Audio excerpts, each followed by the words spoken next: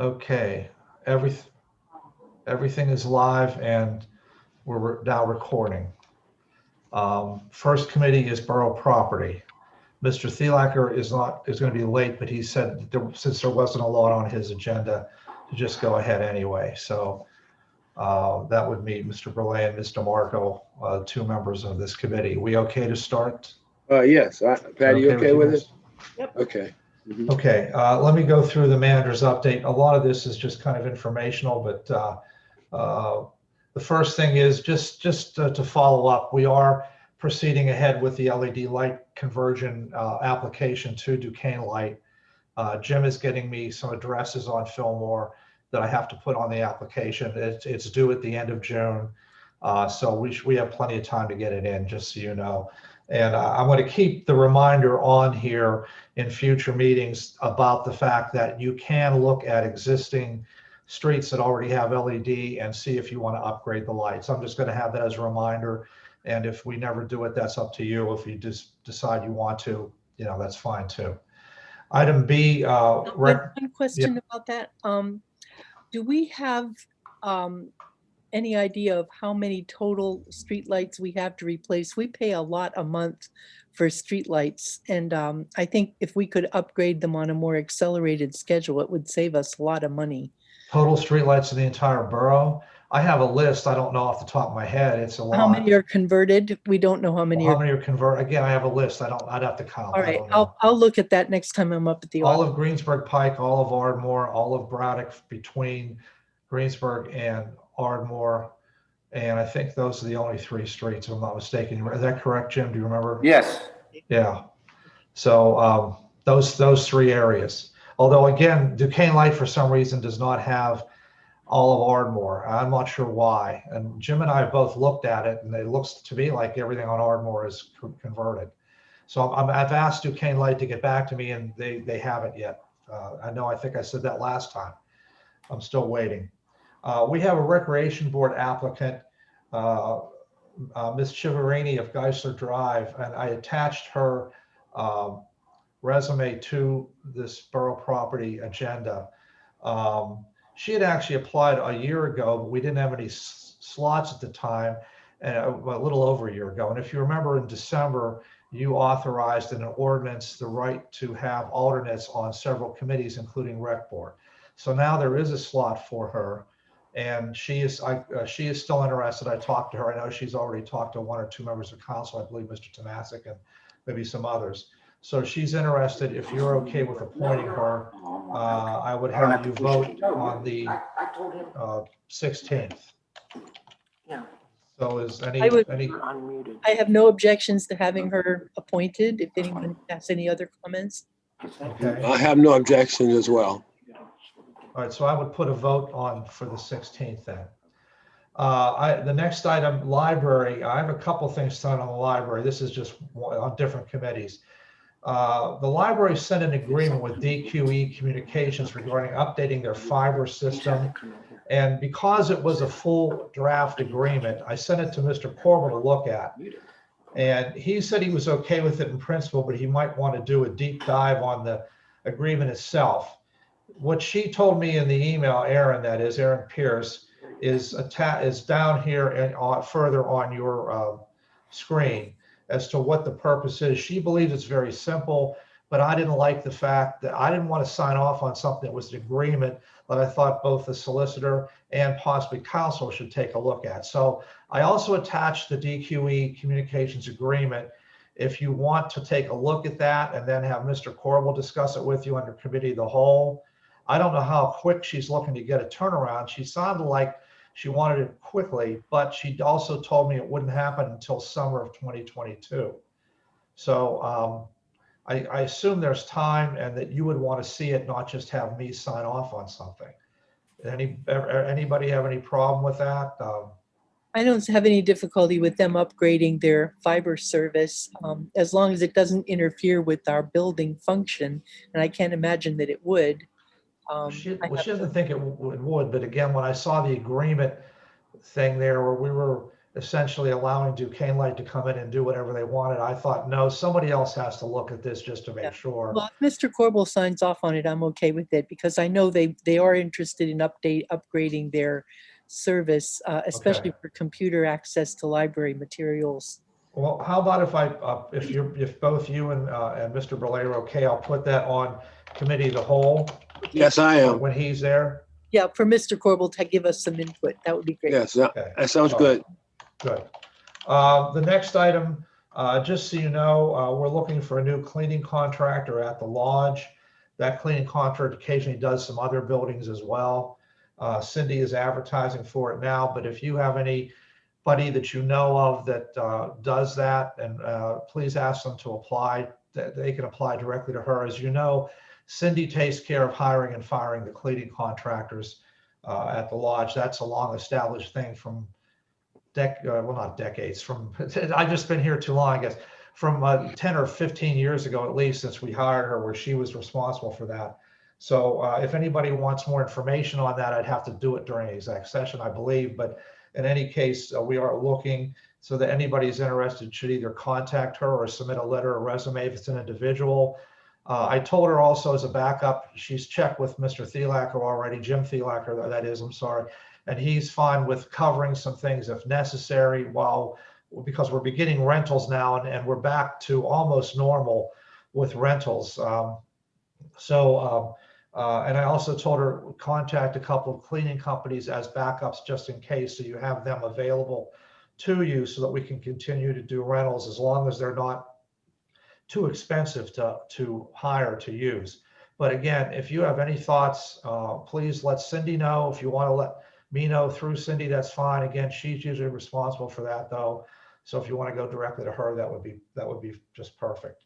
Anybody have any questions about anything I talked about? Because the only other things I have are my usual reminders. There's nothing to comment on with those.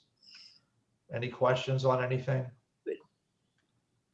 Then I'm finished with my report, and you can move on to the engineer, or sorry, well, rec board items. I don't know if Tom will have anything on there or not. I think I sent you the most recent minutes from the rec board, and if I didn't, let me know. I think the May minutes, I believe, went out. If you didn't get them, let me know, and I'll make sure I send them again. Yeah. There wasn't anything in there that needed action from us, as far as I recall. I don't believe so. Okay. All right. But let me know. I guess we're ready for the engineer report. Okay, thank you. Good evening, everyone. The CITF grant for the pool area, the electrical system upgrade for the pool lodge has been completed. Everything's working fine as far as I know with that. The pickleball court, nothing new on that. That's going to be included in our resurfacing project for the year to convert one court to pickleball at Cook Park. We assisted Cindy Sim during the month in submitting a CITF grant application for improvements to the Westinghouse Lodge. The grant awards are usually announced in September or November. And finally, the Woodside Road Bird Sanctuary, we are preparing a cost estimate to construct a deck off of Woodside Road to extend 15 feet into the bird sanctuary for viewing of birds and wildlife. And I have not gotten that quote yet. Steve has his finger up. You're muted.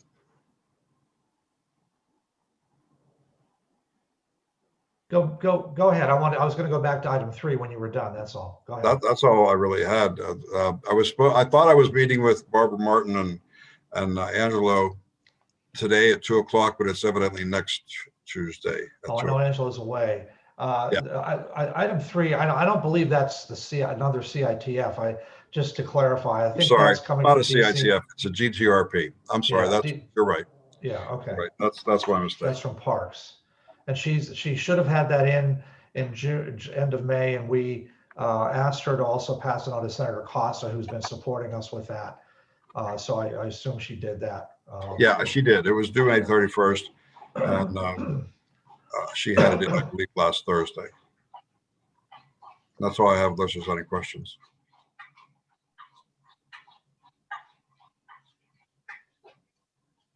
Okay, I'm done. You're muted, Patty. Do we have a Okay, do we have? Yeah, foreman. Is there any report from the foreman? No. Okay. I actually have a question for the engineer when there's a minute. No report from Public Works. Okay. Dave, real quick, Yes. I saw some email traffic back and forth. Can you kind of give a quick summary? There was a resident who had reached out to me. I think we had gotten you and Jim Thielacker involved regarding some drainage issues on Brenton Road. Yes, Was that determined just to be coming directly from Brenton Road, nothing from behind the property? yes, I saw that there was an email, I guess, did you reach out to PennDOT to ask Yeah, for, or I'm yeah, sorry, the yes. county rather, for some curbing. curbing to kind of divert the water? Yes, that's actually under my Public Works report, but I can report on it now also. Sorry. Water All right, we'll from- wait for that. Well, water from Britton Road was entering 1223 Britton Road, not only down the driveway, but also along their front walk. So we did notify PennDOT of the problem and suggest that they add an asphalt curb along the edge to direct the water further down Britton to their catch basin, which is about 100 feet past their driveway. I got an acknowledgement back from PennDOT that they received it, but it'll probably be assigned to their maintenance division. And it'll be up to them as to when they get to that. I did send a copy of the email also to PennDOT. I sent a copy to you, Mayor, and I sent it to the property owner that had made the complaint. All right. Were you actually able to interact with the property owner directly, or just were you able to go and just inspect? I just copied them on the email to PennDOT, so they could read and see that we directed it to PennDOT, because we really can't put a curb. We could put a curb up there, but it's not our road and not really our right to do that. Understood. But I did mention that there was property damage. Usually when you do that, that's like a buzzword to PennDOT, that they can be sued now that they're notified of it. So they usually tend to take action when you use that verbiage.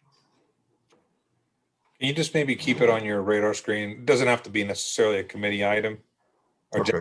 I would just like to see that we've got the end of job on that. Hopefully PennDOT will come in and do what they're supposed to do. Okay, I'll keep you up to date on what's going on. Appreciate it. Thank you. Is there anything else for the Borough Property Committee? I don't have anything else to bring up. I don't have anything either. The only thing I am doing an exploration Hang on. on, I just want to say something quickly. Okay. I just want to say thank you to the Public Works crew to get the pool ready. It's always tough with the weather. I think the weather actually turned bad, so I think they made it. Even no one went to go into the water, but they still made it. So thank you. Great. I am doing an investigation about resources that might be available to us for putting a solar photovoltaic roof on the Public Works garage and the volunteer fire department building. They both have had new roofs installed in the last year. And I'm looking at what options we might have without having to pay for it up front ourselves. So I'll keep you posted on that for those two buildings. I do have the plug load from the bills. And I do have the square footage of the roof area that would be available, so we can figure out what our potential would be for those two buildings. I just wanted to make you aware that we're doing that investigation. That's all I have for this committee. Bill, do you have anything else? No, I'm clear. Everything is fine. Okay, we're we can go to Public Works. Then I just need a couple of seconds, please. I'll let you know when I'm ready. Hold on, please.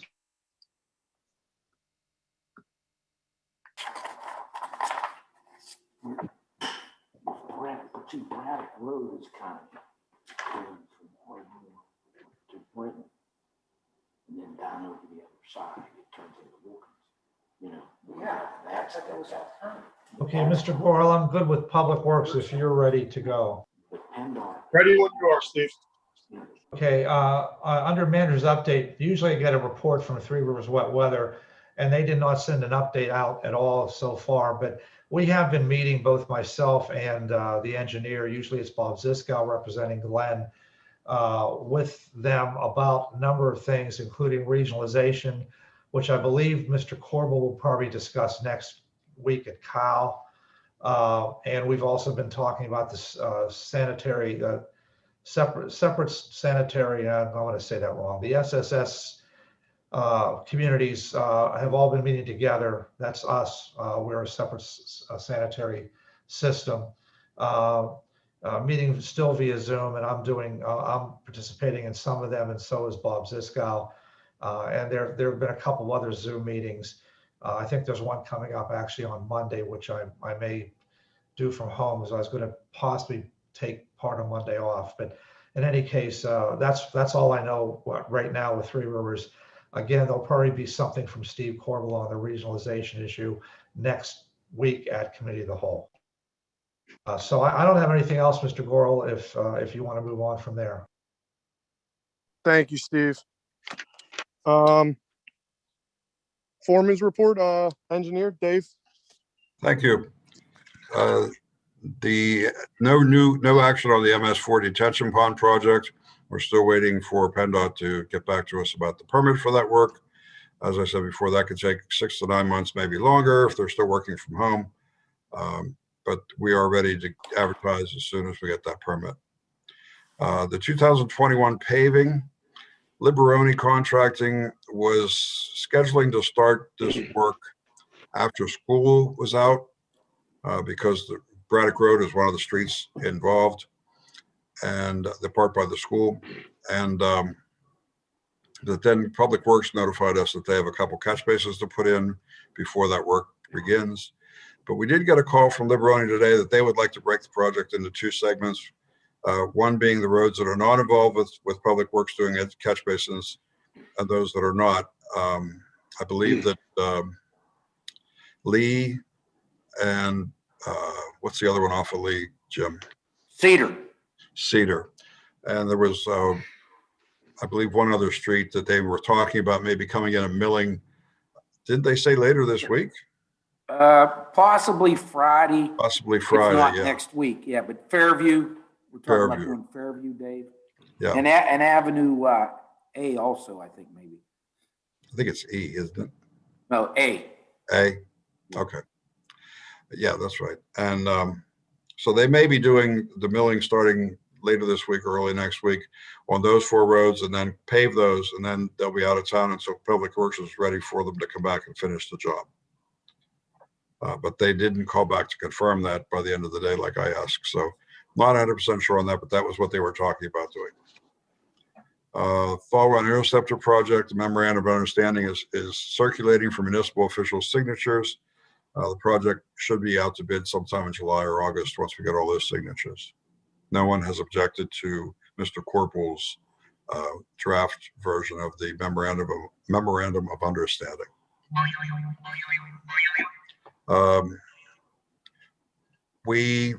On May 25th, we received word that we received a $19,800 grant from the Commonwealth Financing Authority to demolish 21 Marion Avenue. You recall we applied for this last July, I believe it was. Once the grant documents are issued and signed, and I believe they sent them electronically, we can solicit bids, but we need to get asbestos surveys before that and verify that legal clearance is completed for that. Steve?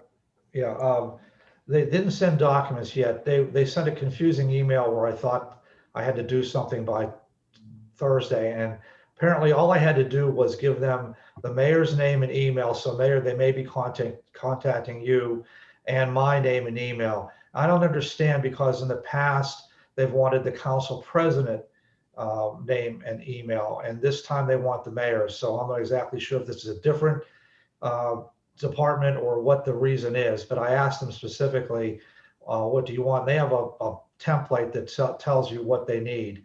So Mayor, they will be probably emailing you about going on to electronically sign this once they have it ready. They don't have it ready yet. You just wanted to interact with the better looking of the 2. That's understandable. I ain't going there. Anyway, so just so you're aware of that, that's what's going on. I'm out. Can I say something about that 21 Marion? Can anybody hear me? Yeah. Okay. Hey, somebody, I don't know whether this matters or not, but Dawn said something to me today that house just sold. Yeah, someone owns that house. So I don't know that you could just go in there and knock it down. Someone just bought it for $40,000. Yeah, I didn't hear how much, but I just heard that today. Was this on the land bank? No, Okay. No. they bought it. They bought it off sheriff's sale. Dave, you're muted or something. We're not hearing you, Dave. Dave Gillen, we're not hearing you.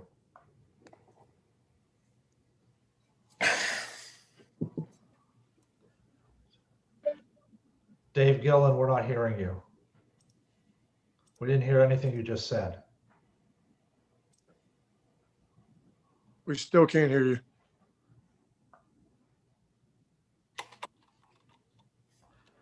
How about now?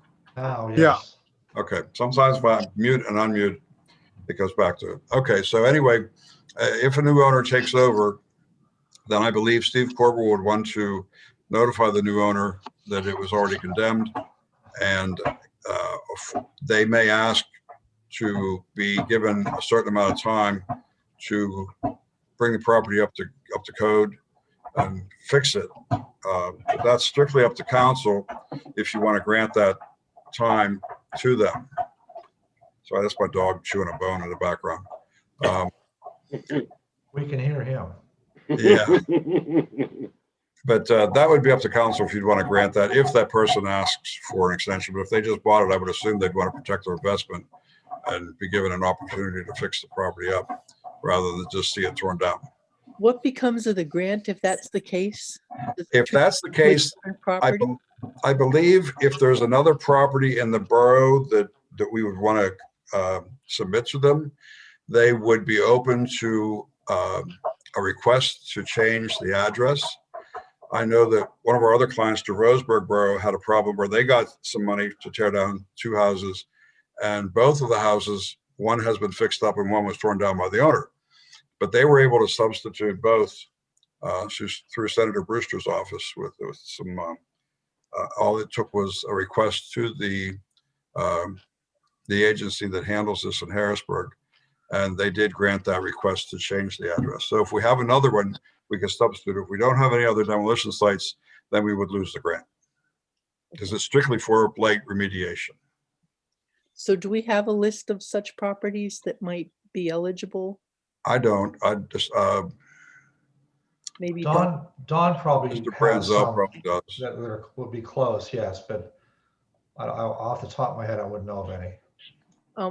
could we ask him to check so that we're prepared in case? Back up. Yeah. Okay. And one other item I have, when Cascade Road was milled to be paved by the Water Authority's contractor, the milling machine chipped the edge of a concrete sidewalk at house number 639. Contractor was notified and they were willing to replace the entire slab, but now the homeowner has come back and said that is not, first they said that was fine.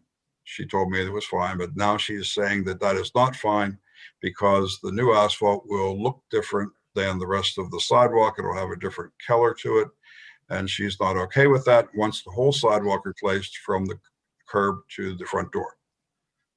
And the contractor and the Water Authority are not agreeable to that demand. So that's where we're at this point with that matter.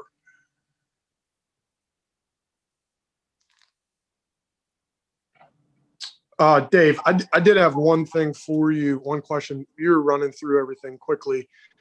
But the paving, Jimmy, this is for you too. I know we had issues on Braddock Road in the past with some possibility that there could be some roof water getting into the storm sewer from the houses on Braddock Road. Have we looked into that before they go and they pave this road? I mean, I know it could easily be taken care of outside of the paving, but just thinking while everything's going on up there, it was mostly the high school that when we had this issue, but I know that Jimmy we had talked about it and you said that there may be some houses on that street that could still be tied in and running into the storm sewers. Bill, are you talking about sanitary? Yeah, I mean in the sanitary line, yeah, because that's what we had the sanitary issue, remember, on that, right down from the high school in that corner. Yeah, well, we did fix a storm sewer issue that was down right past Chalet, right before you start up the hill towards Fairview. We've corrected that problem. That was stormwater. I'm not aware of any other sanitary. I know we had that big problem up at the high school, which was repaired. Right. But I know that whenever we talked, even you and I, when we got together and we saw it that night, it looked like it was more than just that. Because we said that someone would have had to been in the high school flushing every toilet at the same time to get that volume into the sanitary lines. You see what remember that? So that's why I was wondering if we ever went to any of those houses there. And I guess we have to get permission. I don't know how that works, but I would just like to further explore that while, so we don't forget about it. That's all, I guess. This made me it reminded me, I guess, and brought it back up. The majority, I'd say 99% of that water was coming from the high school, Billy, from that sanitary problem that they had up there. So you think it could have been their roof drains too, tied into that?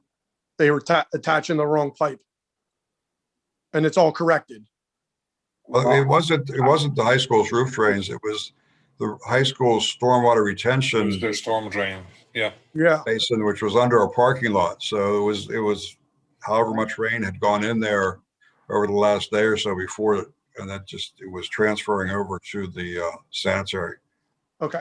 All right. It was just reminded me about that. That's the only thing I had. I don't have an issue with them splitting their contract either. I mean, if they want to do it in two parts, I don't think there's an issue with that.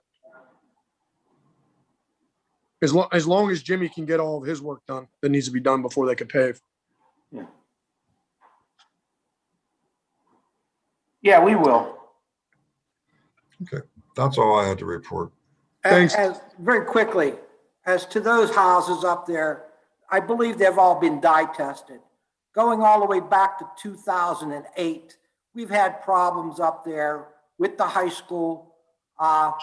We sent them letters. It was corrected for many years, and then all of a sudden it popped up again, and that had to deal with first, I believe it was the roof, and they were sending that into the system, and we had that corrected, and then later it was the storm retention tanks that broke the pipes or whatever, and they addressed that as well. So we shouldn't have any problems, and if there's any checking to be done, it should be done with the houses and checking to see if they are all dye tested.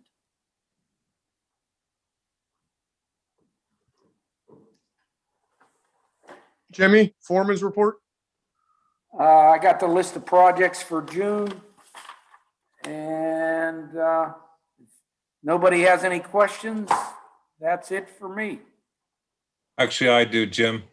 Okay. A resident sent me an email who resides at 314.5 Lenox Avenue. Manhole cover on that. Did you receive that? Are you aware of it? Yeah, and we actually started repairing that. We put a barrel on it, Frank, and that was the old style storm sewer lid. Right. And the steel part had rotted away and the concrete fell into the catch basin. So somebody from another community gave us one of those that size. And because I don't even know whether I can purchase those anymore. But Benny just has to put cement in it, and then we're going to install it. But we do have a barrel on it right now. All right. That's, do you think that's adequate to kind of, I mean, it's pretty sizable. If a little kid walks by, he's going to fall in there. Yeah. Well, Benny put the barrel over the hole, I think, with a piece of wood, if I'm not mistaken. So. Okay. Good enough. I just wanted to make sure. Yeah. I was kind of shocked when I saw the picture. It looked pretty bad. Yeah. Yeah, it was. Thank you. Thank you. Yep. I think that concludes everything, Steve. Okay, give me a couple of seconds and we'll go to ops and policy. I just need a few seconds.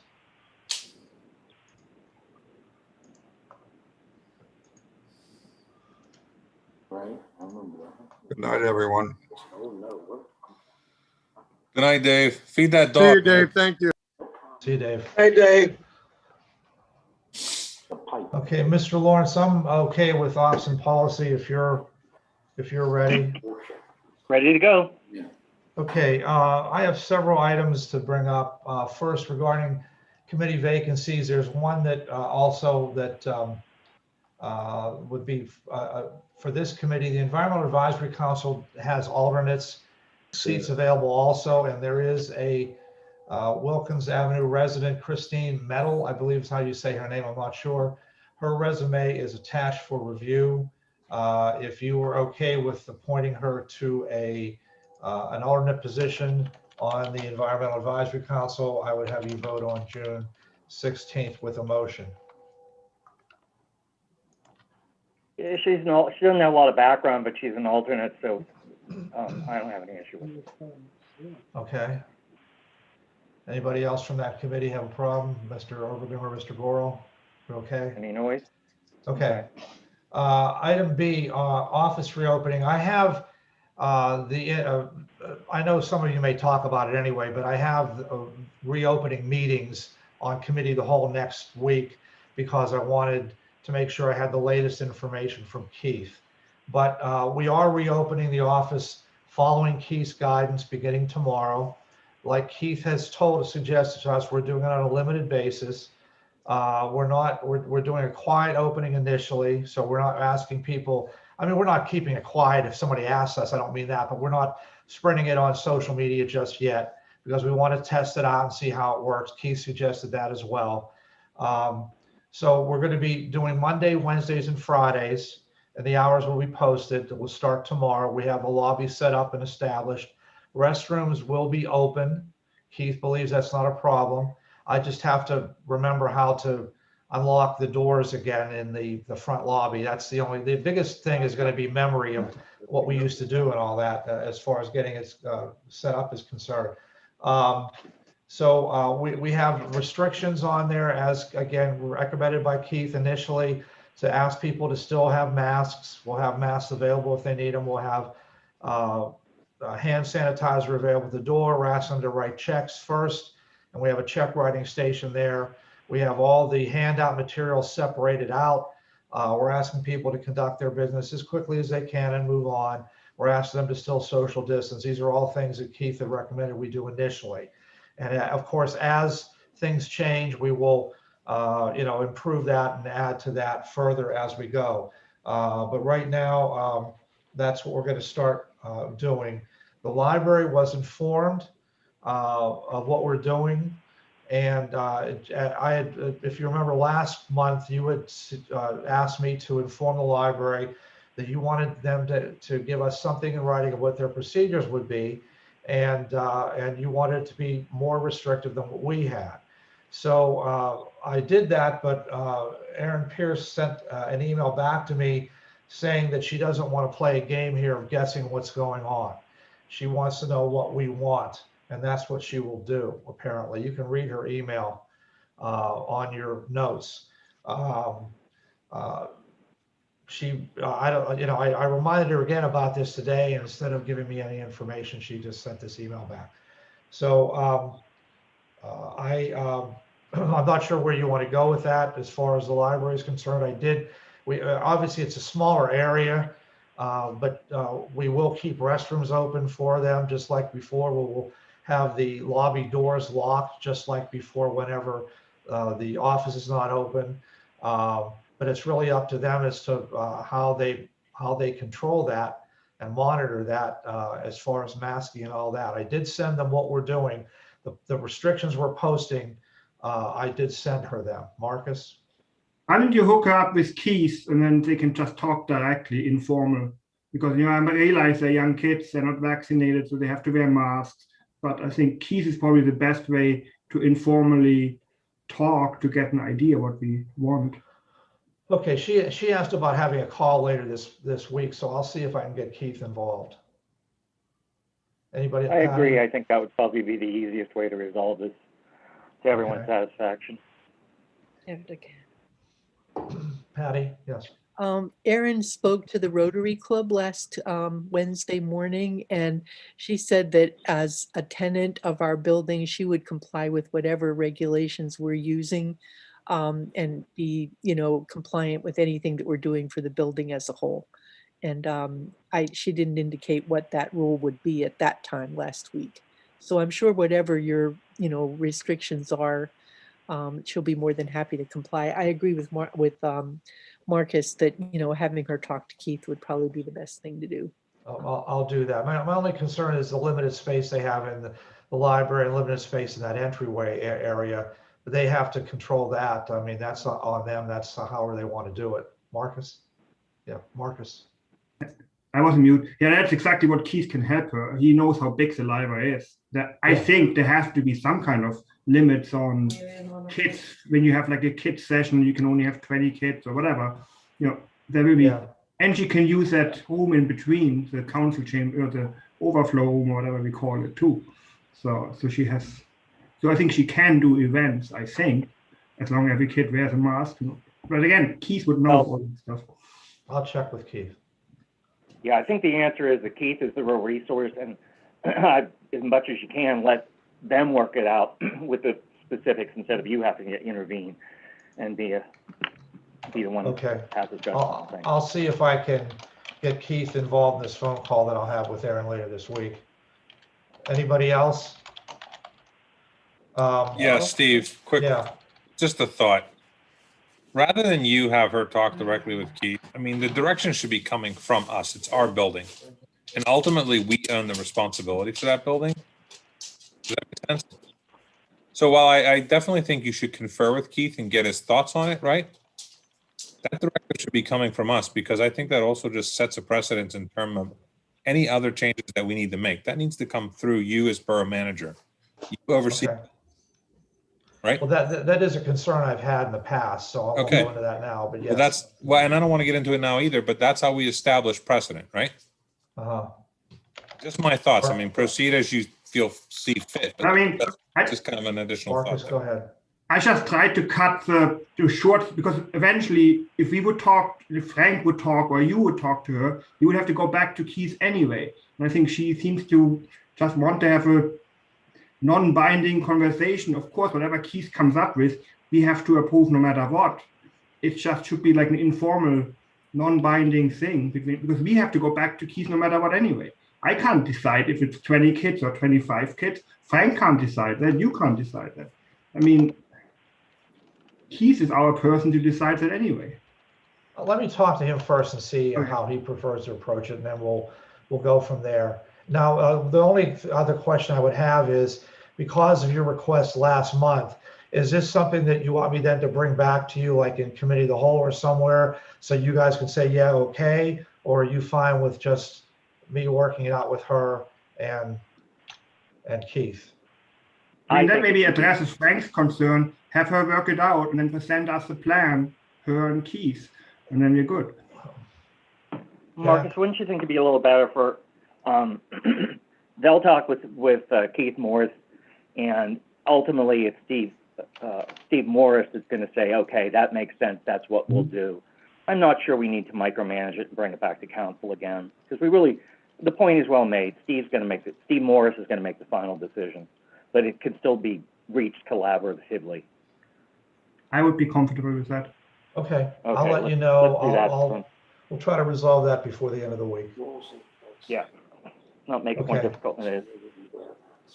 Any other questions before I go to my last item?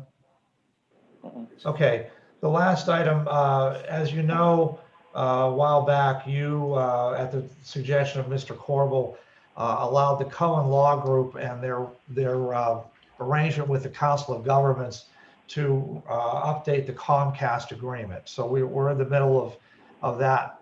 And they have sent me preliminarily the documents, which I attached separately in my email to you, from them, a letter from them, as well as an ad, as well as a sheet where they would want us to read it at a meeting, so that we were essentially having a public hearing, but not really a hearing. It's more a listening session where we would read this. You'll see the attached. I'm not going to read it to you. We'll read this document at whatever meeting you wanted to do this at. I don't think that's not good English, but anyway, we would do it that way, and then see if anybody has any comments from the audience. We'd have to advertise in advance that we're going to do that at, let's say, for example, the June 16th meeting, if you wanted to do it that soon.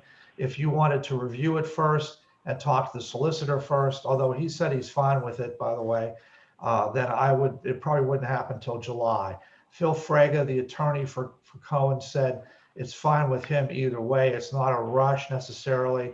So if you do want to take your time, look at it first and then advertise this public listening session for the July business meeting, you could do that, and then just have, as if you had a public hearing at that meeting, have a particular point in time after the roll call where you would just read this document. Whoever wants to read it could read it, the president of council possibly, and see if anybody has any response on that specific issue for the Comcast agreement. So again, I know you're just getting this now. Unfortunately, I just got this today too. So there was no way I could have gotten it to you any sooner than I did. It's not complicated, but I don't know how careful you want to be with it. So give me your guidance as to what you'd like to do. Patty? I would I just want to definitely want to note run that it, Mr. we're Corbel. likely to You have, never know what's hiding in these things. Jack, I'm sorry, Jack, say that again. I can't hear you. I said, yes, I run everything through Mr. Corbel, and it, just make sure there's nothing hiding in here. It probably is routine, but you never know what's stuck in the middle of this. So yeah. So you're saying, so Jack, you're saying you'd want to have it on committee of the whole and talk to Mr. Corbel briefly about it first, and then from there. Oh, no, I think as long as he identifies to you any particular problems, if he says it looks clean, I'm fine. I think we should be fine with that. Okay, he agrees that it's okay to go ahead with, so. Okay, I apologize. I kind of got. That's okay, Patty. my concern is that we are going to probably be having a public hearing for the active transportation plan. And if that falls in July and this is also in July, you'll be having two public hearings on the same evening.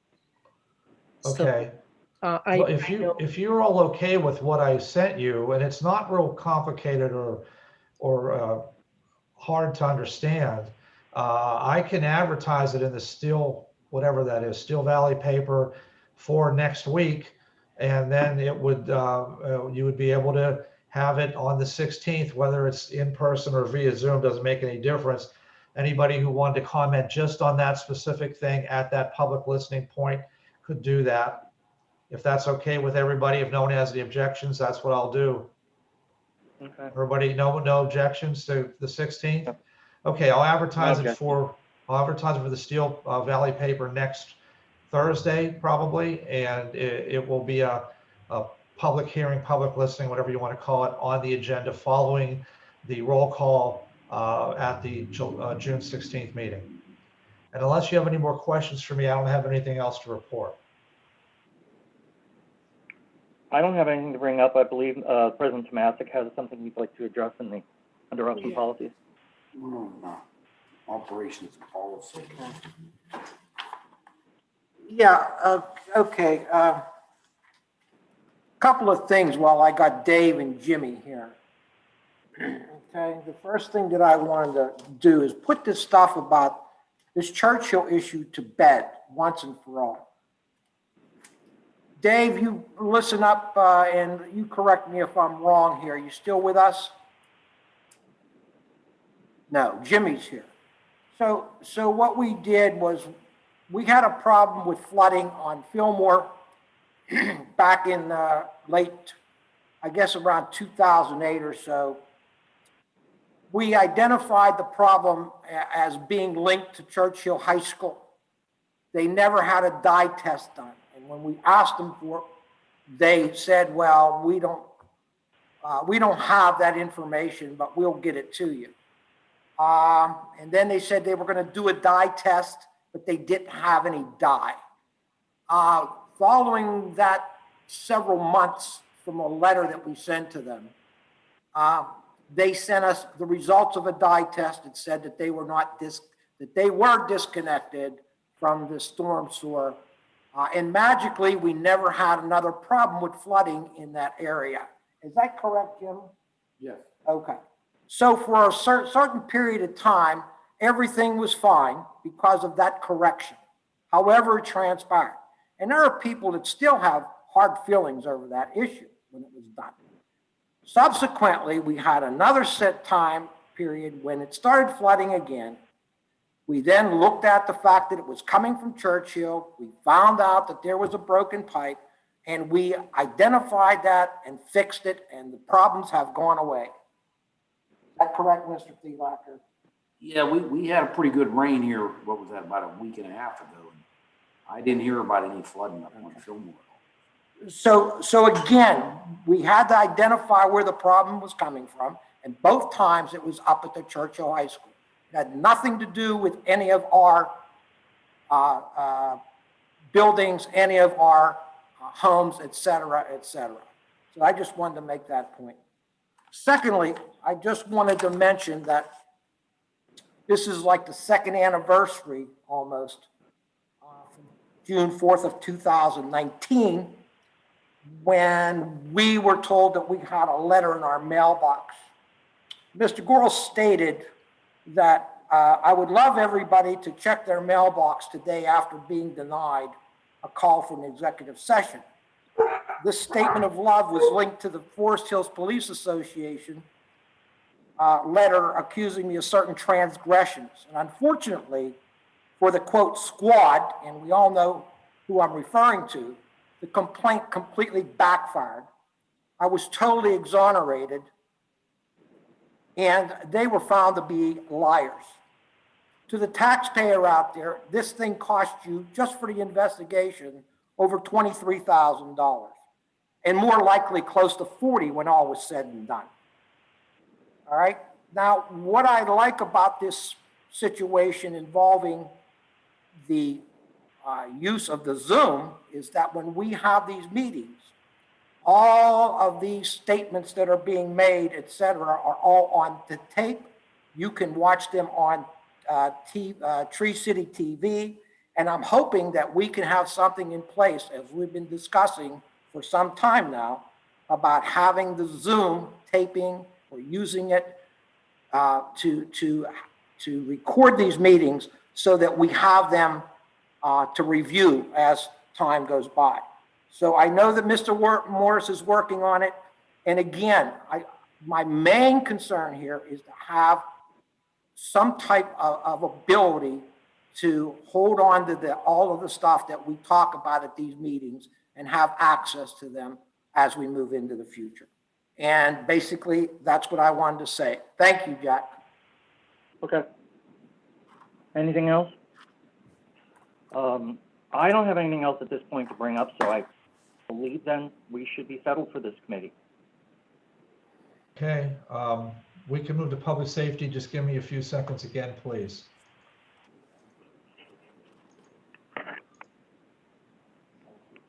Oh, I thought they were still with us. Oh, yeah, he must have got out. Mr. Erbaldinger, I'm fine with public safety if you're okay. I'm ready to.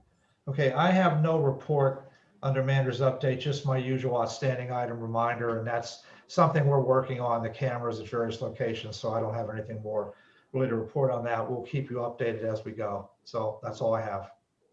Okay. Number two, the regular bills from the volunteer fire department. I think they look totally routine, like every month. So Jack, do you have any comments on that?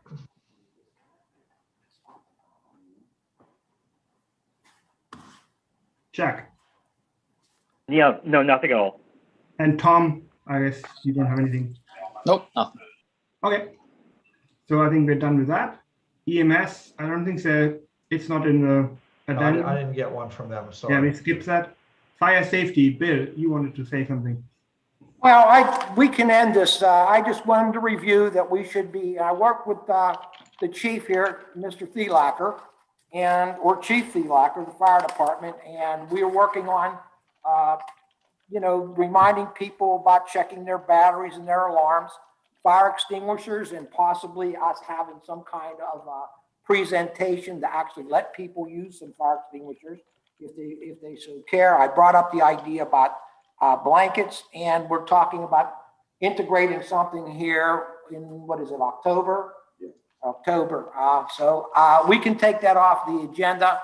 I'm just hoping that we continue on with that fire prevention concept. Maybe we should actually do something at the Labor Day, have like kids test out fire extinguisher or something like that. Practical exercise, I don't know. I think that should be run by the fire chief and let him put something together. Yeah. Tom, do you have an opinion on that? Do you think it's doable to do something like that, or is it too expensive using like it depends what it is. We're at every public event already, preaching fire safety, no, I mean, handing out information to kids, things like that. Yeah. It's something, getting like an extinguisher, like demonstration practice type thing. They make things like that. We could look into them, but probably a couple bucks. Okay. But something we definitely check into. Maybe, I mean, you can ask for volunteers and they can try it out, and I don't know if you can make a little fire safely. I don't know. We can think about it. That would something practical, I think, would be good to do. All right. Thank you. Next, Chief's report. Chuck, are you ready? Yes. Thank you, Mr. Overdeer.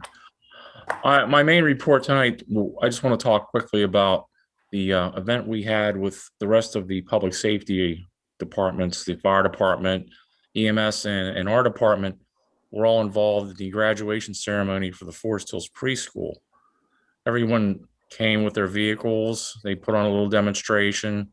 The young children got to hang out with our people and asked a lot of questions, had some fun, and they were there to cheer them on for their graduation from kindergarten and preschool, basically, to move on. So it was a very nice event, and it was a good opportunity for us to interact with the local people that tend to, seem to all go to the Forest Hills Preschool. So it was very well attended on their end, and it was a very nice event and a good opportunity for us and representing the borough. That's all I have. All right. Next, Greensburg Pike traffic control. I guess, Bill, you want to talk first? Yes, I would like to speak to this issue. I'd like to tell everyone that I already have spoken to the chief and run some of these ideas by him. But I'd like to do this at a meeting so that everything that I'm proposing here is out there for review. First of all, I'm not interested in worrying about people rolling through stop signs or doing that rolling stop or whatever.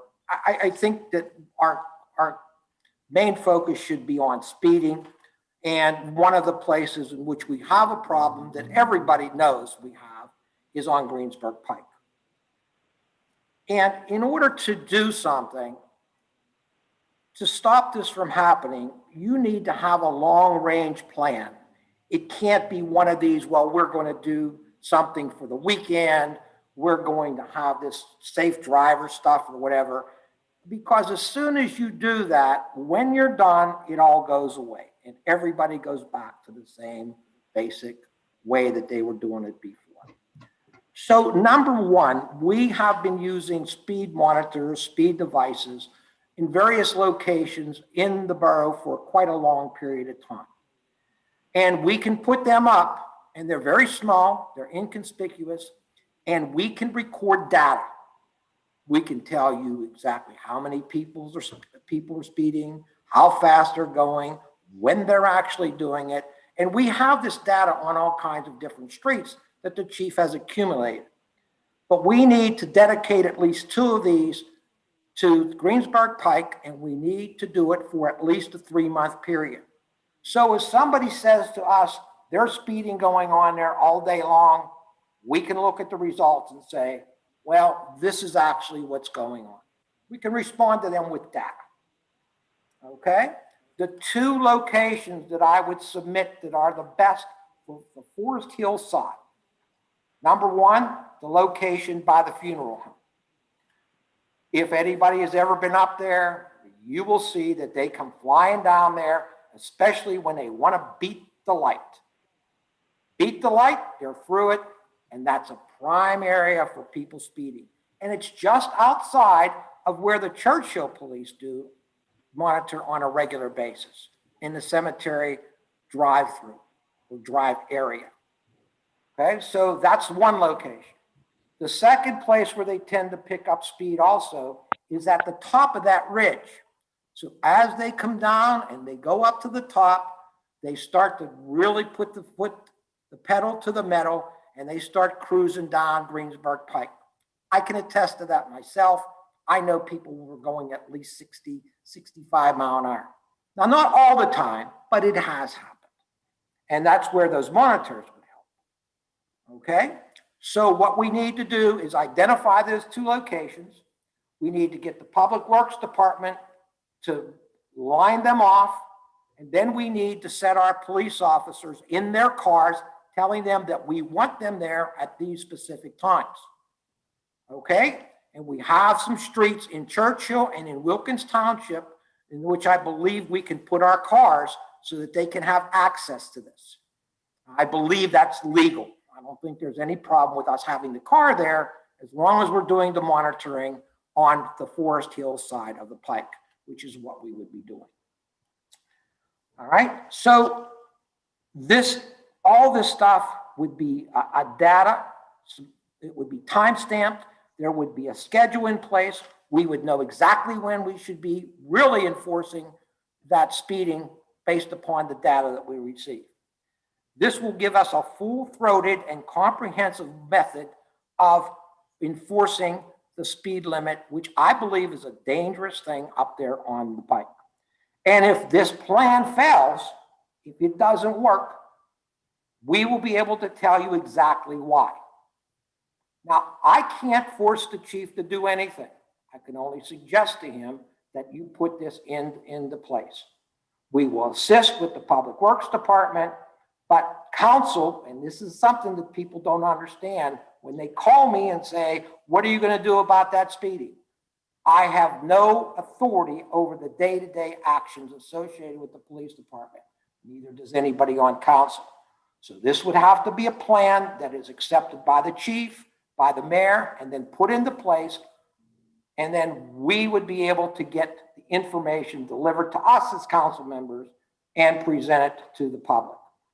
And I believe this is a plan that will work if you want to slow those people down. We have one other problem that the chief would only, and the mayor would have to deal with, and that is talking to Wilkins and Churchill as to monitoring the other side. Churchill only has a very small location there that they can work on, but Wilkins has the largest portion of it. And I believe Churchill already monitors the speeding, but they only have access to the high school. Once they pass that lot, they are then in Forest Hills. So I would suggest to everybody that we all get behind this particular type of plan. We put it into place. We're able to respond to any of the questions that the public might have. And it needs to be, again, long-term. It can't be one of these, we're going to use overtime and we're going to hit them on the weekend kind of deals. That doesn't work, in my opinion. I just want to focus on taking care of Greensburg Pike first. Thank you. That's all I have to say. I have a couple of questions for Chuck. Do you think you could actually talk to the chiefs of, like, you know, what Bill said, he pretty much want to monitor only our side. I think to be truly effective, all three police forces have to work together. Do you think you could work with the other two chiefs to come up with a plan and then present to your respective mayors and things like that? Yes, we have done this before, so I'm sure they'd be willing to participate in a situation like this where they would monitor their areas and we would do our side. There hasn't been a problem in the past with that, so I'm sure they'd be willing to participate now. Yeah, I think it would be good if you talk to the respective chiefs and then you talk to your respective mayors and have a plan. And then I have a question about those monitor devices. I believe we got 2 new ones, right? We haven't received 2 new ones yet, so when we receive them, we will be able to post those and do that. Now, I can tell you, I did review the previous data that we've had in the past, and I can tell you that over the years, we've had about 85% of the people going 40 miles an hour or less. So there's about 15% of the people that are going above 40. Are they Based on going the like a lot? information I have from my speed Okay. devices that have been posted on the Pike over the years. Secondly, I spoke to an individual from the county, an engineer from the county today, because I'd mentioned to them that when they paved the Greensburg Pike, they covered all our VASCAR lines. And I said, should they not put those back out there for us? And he said that if I can give them the information about exactly where they are, they may be willing to do that for us. So And you probably that have to do work with Churchill and Wilkins, maybe to have them across the whole. Well, Greensburg they Pike. could do that. Again, I just wanted to see if they were willing to help us out with that, since they generally, when you repave a road, then you're really responsible to put back what was there. Yeah. So it seems that they may be open to doing that. I just need to let them know what those locations are. Another thing that I just thought about as I was up there today, and I had stopped a couple cars, I was sitting underneath one of the no parking signs from 7 to 9 and 3 to 6. And I know that when you have cars parked out there, you're forcing everybody into one traffic lane. So if we would remove that 7 to 3 and 3 to 6 parking violation, maybe more people would park their cars out on the Greensburg Pike, which would slow it in down. turn would force everybody into one lane. And so let's say the first person in line is somebody who's going to go 35 or 40. Everybody else in the parade is going to have to stick with that speed. And they can't weave around, so it's pretty Right, good. there would be nowhere to go. So it would basically turn our side of the road into one lane. Are we allowed to do that? Isn't it like a county road? We're the one that passed the ordinance to put the parking regulation in place. And Okay. based on my conversation, it didn't seem as though they're interested in telling us how to legislate traffic and parking, except for speed limits. So they would probably be open to us removing that. And if more people decided to park their vehicles out there, again, we would possibly have a traffic calming situation where you'd be forcing people into a lane, and basically you're just slowing things down. And Yeah, isn't that our goal here? I think that slowing people down and slowing the traffic down in general, this may work, but it may be something we want to try. Yeah. Do we have to have a traffic study to do something like that? I think we can just. I don't think so. This is a parking regulation. Okay. And it's only there for certain hours. And the reason it was there back in the day was because those were the prime traffic hours in the morning and in the afternoon. So I like that. Remove that and see if people were willing to park out there. I don't know if they would or not. But if you had more cars, I mean, maybe that would make a difference. And I know that a lot of people will not park out there. Every time you have to park out there, you'd have to move your car. Yeah. From 7 to 9, you can't have it out there. From 3 to 6, you can't have it out there. So if you parked it out there, you'd say, I got to move my car every couple hours. I'm not going to do that. Yeah. So Okay. it's That's an interesting insight. I think that's worth exploring, if I may say. I like it too. Tom, do you have an opinion? Yeah, I was gonna say I agree with that too. I never even really thought of that. I But think we it should would be a move good it. idea. We should move it right to council, I think, to a business meeting. Bill, do you have something? Yeah, before we do that, let's give it a little bit of thought. Because if you don't have enough cars parked out there, okay, because on the other side, they don't park on the street in Wilkins either. Okay, but I don't think they have the same limitations in terms. They do. It's uniformed all through Greensburg Pike. Okay. But what I'm trying to get at is, I don't see people parked much on the Wilkins side all the time. And I don't know, is it up, it doesn't go all the way up past the cemetery, does it? I mean, we don't want people parking up there where they're coming down off the hill, do we? Is that another, we want it the entire length of Forest Hills? So that would be my first consideration. And the second thing, if you don't have enough cars, if you have just, they're sparsely parked, I can tell you that I believe that is more dangerous, because I've been up there where they start weaving in and out. So I think you have a valid point that we should look into, but I would just suggest that we take a little bit of time and figure out exactly how we want to do it and where we want to do it in terms of that process. But how can you I mean, I think we have to give it a try. I mean, we can't theoretically test it out. I mean, to me, a 1-lane street will be slower than a 2-lane street, even if they're like not all cars parked. And like Chuck said, if people will have their car there for days, if they don't have to take it away every time. So, Marcus? yeah. I think the point that's well taken is, I don't think, and I wouldn't encourage either, that we make the decision tonight. It should be, no, I don't want to sit around and be thought of for at least a couple weeks. And I think at the very least, that's what Bill is suggesting. And I think the point's well But I taken. don't want to make it like a theoretical I mean, I think we have to keep it right. Yeah, let's just give it a little thought before because it's not something we can keep changing every couple of months. I know, but I mean, we have to try. Okay. But I have other questions for Chuck. Yes. So speeds devices. So at the moment, I think the old ones, they don't work. Huh? We don't have. That's correct. That's why we were ordering new ones, and that's the whole idea. When we get the new ones, we can put those up there, and again, we can get another view of where we stand as far as these speeds go. As I said, these are speeds from several years ago over the past few years. How much are they? I think we're only getting 2. Are they like 4,000? They're expensive. They're about 4,000, 5,000 piece. So we may have to think about maybe getting 2 more because I think they really work. Again, I think if we have the opportunity to put them up there to get the numbers, that helps us to provide everyone with a better picture of where we stand on this. And if we put them in a, let's say, stealth mode where they don't really show the numbers, people were not going to react to them. They're going to just ignore them. They're just going to drive by them. So that would be a more natural situation of what really goes on rather than one with the lights are flashing and it's basically telling them to slow down. Yes. So we want to put them in the regular dark mode where we could actually see what the numbers really are over some period of time. I agree. And then I have another question. On your report, it says traffic details, moving complaint, related complaints, signal, stop. So stop and signal, I can figure that out by myself. What are traffic details is moving, speeding, and what's related complaints? Traffic details are where we sit in certain areas and we monitor those and watch or take action necessary based on the violations that they have observed. But again, you'll see our cars in certain areas providing some visibility of the police being in that area and letting people know that we're around. And, again, I was sitting on the Pike today, but I was in an unmarked vehicle.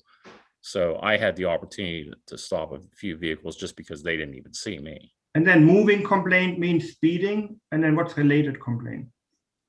I don't know what. It says traffic moving complaint. That would be something other than, we may have stopped somebody for a moving complaint and there may have been other issues that went with that. Like there was an inspection, a plate, a suspension, something like that. You might have something else that goes with that. So related complaint would be headlights and things like that. Okay. And then signal obviously is running a signal and stops and I get that. Okay. Bill, you had something. Yeah, and going back to the Greensburg Pike issue, I don't know if you want to do this, but generally speaking, whenever we make a change like that with parking, we try to get the actual residents involved. So I don't know if you want to put something out and say to those people, are you in favor of eliminating this as well? So, just a thought. We've done it in the past. So I know we did like in Fairfax, if we don't do Fairfax one-way street or not. I think it's a good idea. All right, I think that's for Greensburg Pike for the moment. I think it will be keep going, coming back. Anything else on Greensburg Pike? I think we'll move forward with, as Mr. Tomasic spoke, we'll move forward with additional enforcement up there. And again, I know that we have in the past been able to work with Churchill and Wilkins, and having a few more vehicles up there driving on the Pike and stopping cars certainly sends a message to everybody else up there and lets them know that they need to be a little more careful and slow down. I can tell you there's a huge difference between this year and last year with COVID, when there was very little traffic, and now traffic is certainly increasing, and it has been for the last few months. So if you do see some changes up there, it's probably because there's just more people out there. Makes sense. Before we close that, Frank, I mean, you have more to say on that anyway.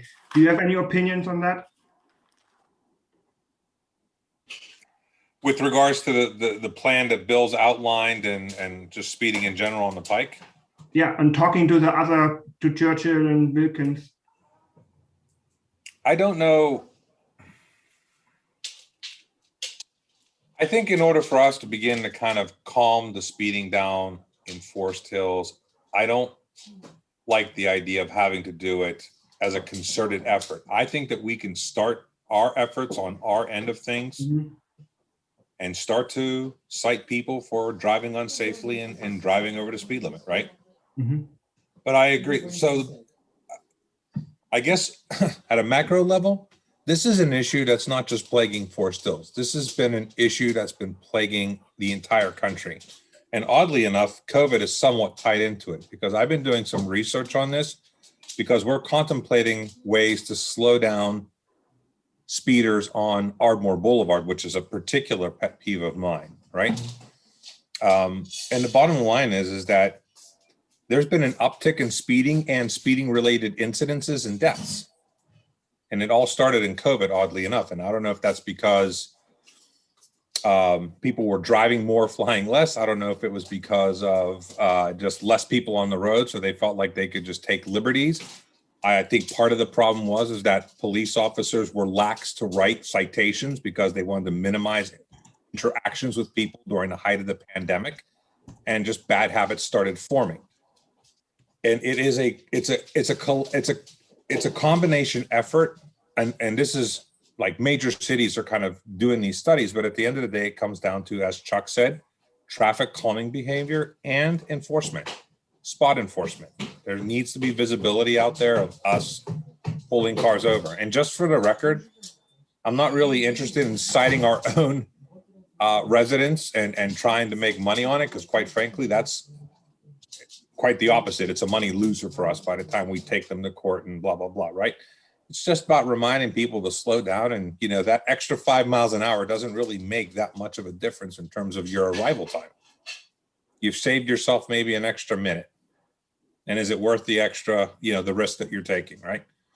So, sorry, that's a long-winded answer. But I mean, I think that we can begin those efforts on our end. And I think that in the meantime, we can reach out to Churchill and Wilkins and I can't imagine it's that much of an effort, Chuck, to do something in concert, right? Unless we want to like a particularly targeted thing where like all three of us are running at the same time, right? That would be the only thing that would make it more difficult, is if we tried to do it. But again, it's not a big enough piece of roadway to do it all at once anyway. Exactly. You'd be almost better off doing it 3 days in a row from 3 different departments, because that would confuse everybody. It'd be like we're out there every day. Exactly. To me, that's more of the way we should attack it, right? Yeah, Have I us like take that. a couple of nights in the week, have Wilkins do it, have Churchill do it, right? And basically at that point, they have no idea which way it's coming from. And then I think that also sends the message. But I love the idea of the traffic calming, like having cars parked in the right lane or encouraging parking, because I think that does tend to, narrower lanes does create people to, it's the squirrel hole tunnel effect, so to speak. Right? Kind of one of those. So that's my thoughts on it. Cool. All right. I think we've spent enough time for the moment on that. Yeah, definitely. Next, do we have anything in general before I give time to Patty? Jack, do you have something, Tom? All right. So Patty. No. I just want to do a quick update on the active transportation plan. I had a wonderful meeting with several police officers, and they entered some very important observations on the interactive map. I would encourage any of you who have not put a comment or an observation about pedestrian or bicycle safety issues or trail issues onto that interactive map. I would encourage you to do that before June 10th, which is the next steering committee meeting. You will be receiving a draft of the recommendations soon after that June 10th meeting, so that we have time to consider those recommendations before we schedule a public hearing, probably in July. They may want to do one or more public meeting workshops before they do a formal public hearing. We're not obliged to act on it as council until September, so we may want to take time to do that and have some interactive workshops before we do the public hearing. I just wanted to put that on your awareness level. I found the comments of the police officers very helpful and very astute. And I would encourage any of you who have opinions about the issues of our active transportation plan, especially things like pedestrian or bicycle safety issues, to please make a comment and enter it on our map. So that's all I wanted to say. Thank you. Thanks, Patty. I think that's it for today. So back to you, Steve. Okay, well, we're done then. Meeting next Tuesday night at 7. Oh, hang on, Frank has something. Oh. Not related to, sort of related to public safety, but I'd like to have it placed on committee of the whole, Steve, if that's possible, provided Mr. Tomasik's good with it. Which is the CDC wants to start studying this same issue about traffic calming and slowing down traffic on Ardmore Boulevards through the business district, especially. And I think that that's gonna, we're gonna need some sort of a traffic study to point back to. So I'd like to discuss it in committee of the whole and either determine what our oldest one is. So what the latest one that we've done, I don't know how old it is, and if not, what the steps would be to commission a new one. But we've got to get that, I want to get that process started as an active means of slowing down traffic. The other thing that was brought up by, I guess, PennDOT is that I apparently the lights and camera system along Ardmore Boulevard, and Chuck, if you don't mind, just keep me honest on this, but I believe that PennDOT can actually tweak that to kind of, I guess, incentivize people to travel at a slower rate of speed so that they're catching every light. So for instance, if you're traveling down the boulevard at 30 miles an hour instead of say 40 or 45 miles an hour, you're more inclined to catch every light as you go. I just want to put that on there for discussion and see if that actually is valid or not, and maybe do a little more homework on it. Can I say one thing about that? Yeah, sure. I just so you know, I don't mean to contradict, but I know that when this initially happened, the whole idea at the time was they wanted to keep traffic moving to and from the parkway. They didn't want the side. That was the whole idea behind this adaptive traffic. You're absolutely correct. So- But however, the folks that we met with, they met with from PennDOT said that that can in fact Be changed. be You want to changed. just come here, Bill? Question, I will reinforce what Mayor Porco just said, because part of the active transportation plan commentary has been about the traffic on Ardmore, and DOT sits on our steering committee, and their recommendation for traffic slowing because of public safety, I think will carry some weight.